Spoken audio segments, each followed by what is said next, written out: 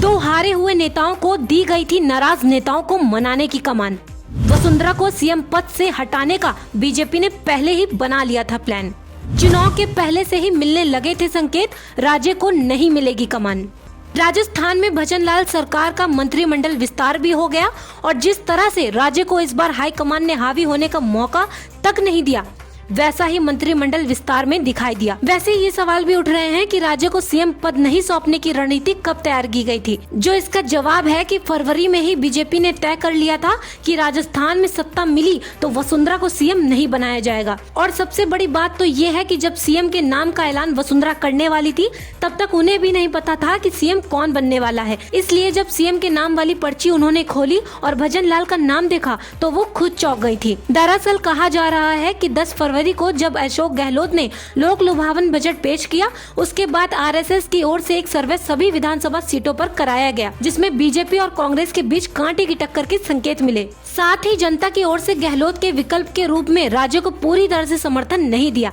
इसके बाद संघ ने भी बीजेपी हाईकमान को संकेत दे दिए कि अब बदलाव का समय आ गया है। संघ ने अपनी सिफारिश में कहा था कि राज्य को सीएम उम्मीदवार घोषित किया गया तो मुकाबला बहुत मुश्किल हो जाएगा। इसके बाद दूसरा सर्वे सीटों को लेकर हुआ, जिसमें उम्मीदवारों का चयन किया जाना था और हाईकमान को कई नेताओं की स्थिति कमजोर दिखाई दी, जिसमें नेता विपक्ष राजेंद्र राठौर और उप नेता विपक्ष सतीश पूनिया की सीट भी शामिल थी। राठौर ने तो सीट भी बदली, लेकिन दोनों ही नेता चुनाव हार गए। इस बीच वसुंधरा राजे सिंधिया की बात मानते हुए पार्टी ने सतीश पूनिया को पार्टी अध्यक्ष पद से हटा दिया, लेकिन उनके समर्थक की जगह सीपी जोशी को प्रदेश अध्यक्ष बना दिया। 23 मार्च को सीपी जोशी अध्यक्ष बने और इसके साथ ही ये साफ हो गया कि चुनाव में राज्य सीएम फेस नहीं होंगी। और इसके बाद उनके दिल्ली दौरे भी बढ़ गए। वो लगातार हाईकमान से सवाल करती रही कि चुनाव में उनकी भूमिका क्या होगी, लेकिन उन्हें कोई सीधा सीधा जवाब नहीं मिला। अगस्त में चुनावी संकल्प पत्र समिति के गठन में भी बीजेपी ने अपनी चलाई और राज्य के विरोधी केंद्रीय मंत्री अर्जुन मेघवाल को चेयरमैन बनाया। वसुंधरा को प्रबंधन और संकल्प पत्र समिति में भी जगह नहीं दी गई। इसके बाद जब बीजेपी ने दशकों पुरानी परंपरा यानी चुनाव से पहले यात्रा निकालने की तैयारी की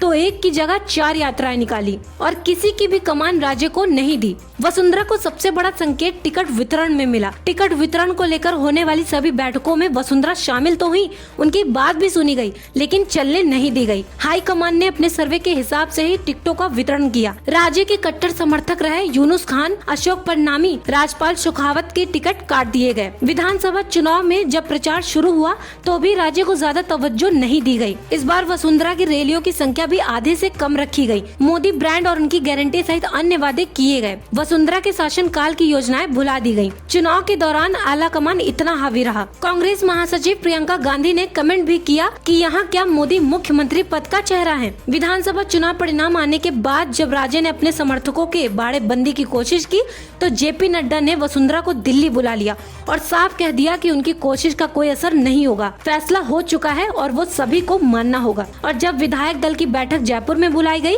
तो उससे पहले जेपी नड्डा ने राजेंद्र राठौर और सतीश पूनिया को फोन कर पार्टी कार्यालय पहुंचने को कहा। ये दोनों ही नेता चुनाव हार चुके थे, लेकिन उन्हें ये जिम्मेदारी दी गई थी कि अगर कोई विधायक नाराज होता है तो उसे कैसे संभालना है, इसकी तैयारी रखी जाए। आपका इस बारे में क्या कहना है, कमेंट कर हमें जरूर बताएं और साथ ही चैनल पर नए हैं तो चैनल को सब्सक्राइब करना ना भूलें।